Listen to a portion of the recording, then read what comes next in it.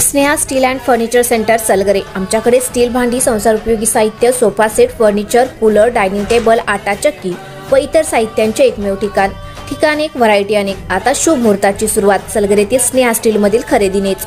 वाजवी दर, सजवा फर्निचरने तुमचे घर। सर्व साहित्यावर बजाज फायनान्सची खास सोय उपलब्ध। स्टील भांड्यांना 5 वर्षे गॅरंटी, तर फर्निचर साहित्यास किडवाळीपासून लाईफ टाइम वॉरंटी। खात्रीशीर खरेदीसाठी मिरज पूर्व भागातील एकमेव ठिकाण Sneha steel and furniture centre Salgare. आमचा पत्ता रवींद्र वस्त्रनिकेतन शेजारी सलगरे। संपर्क 90 96 25 91 38।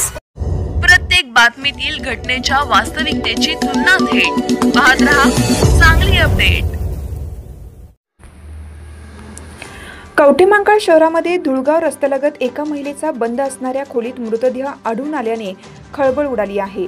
याबाबत अधिक माहिती अशी की कवठेमहांकाळ शहरातील धुळगाव रस्त्यालगत असणाऱ्या एका बंद घरातून दुर्गंधी येऊ लागल्याने परिसरातील नागरिकांनी कवठेमहांकाळ पोलिसांना कळवलं।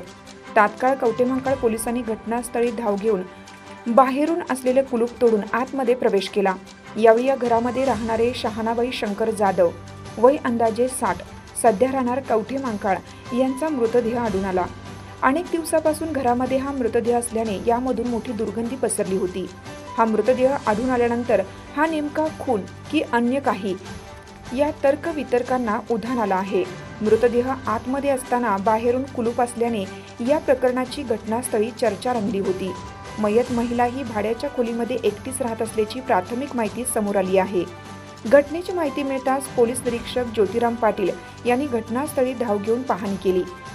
ही नेमकी खून, आत्महत्या की आणखीन काही, याचा शोध कवठेमहांकाळ पोलीस घेत आहेत।